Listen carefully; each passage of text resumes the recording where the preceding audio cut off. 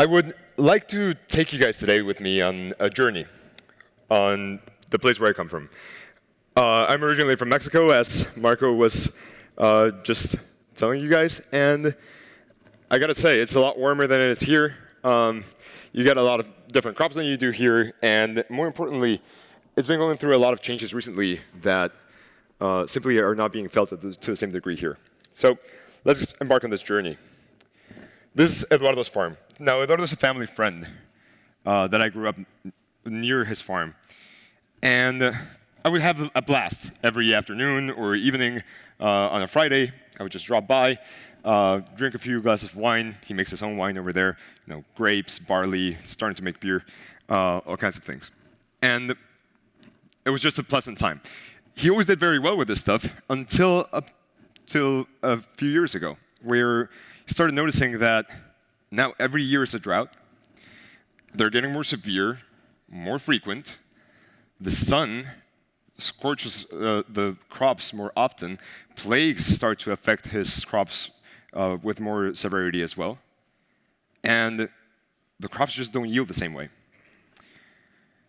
That's, to me, how climate change looks like. It's not just a chart, and it's not just the stats. To me, it's about the people. And after digging a little bit into what Eduardo's problems were, I realized that there's this one thing that we keep hearing all over the place, especially in the sustainability area. We keep hearing that we are running out of time. That's not true. We are out of time. We have been for a while. The effects are just not being felt everywhere evenly. So what we need to do does not just verge on we need to grow more food, or it doesn't just verge on we need to reduce the impact of agriculture on climate change. We need to understand what the people are going through first, and then build the right tools to help them cope.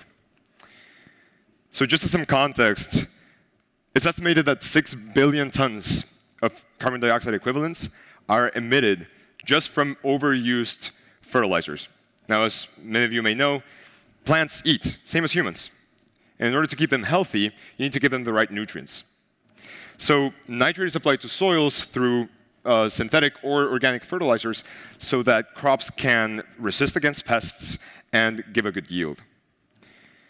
But because it's hard to know exactly how much is needed by the crops, nitrogen fertilizers are traditionally overused by about 40%.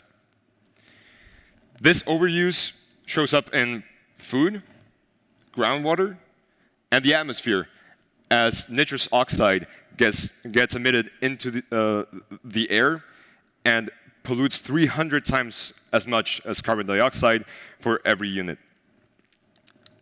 So in order to change this, we need to start with the right tools, as I said.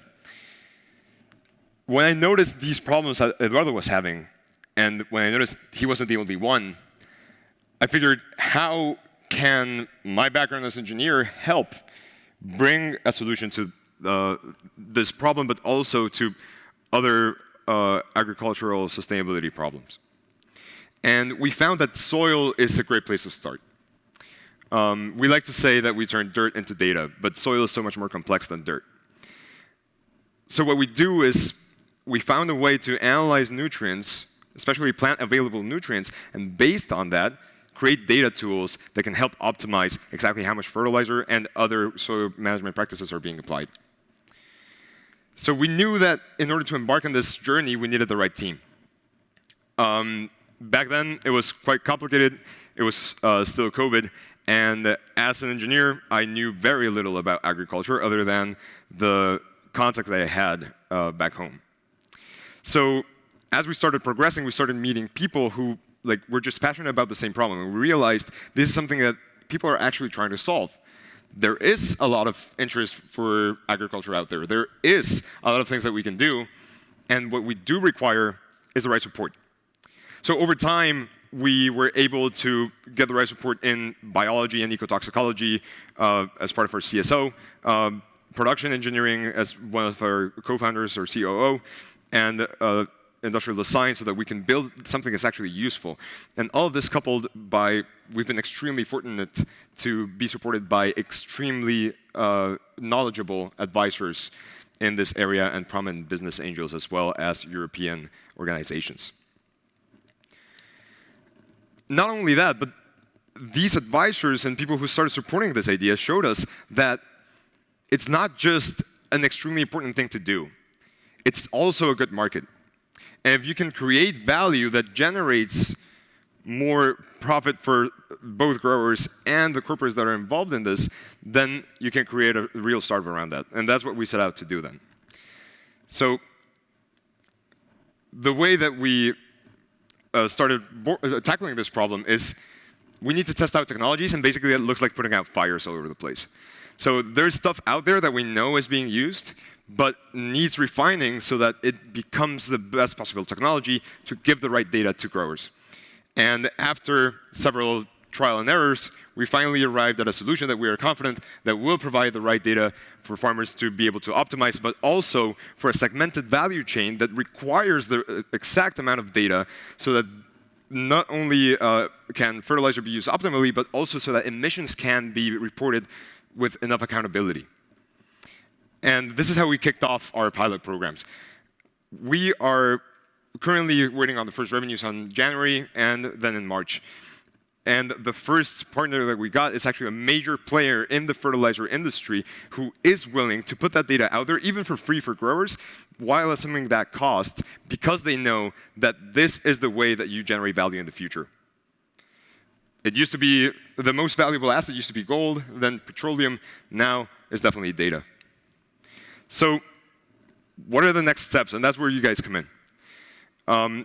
We are already backed by non-dilutive funding. And we are now committing more of these pilots so that we can provide this information to growers and to the people who can use that data for accountability. That means raising a seed round so that we can have hubs internationally so that we can start to scale even quicker. And I would like to end with a short story, just for you, those of you that are wondering where the name Nerit'e comes from.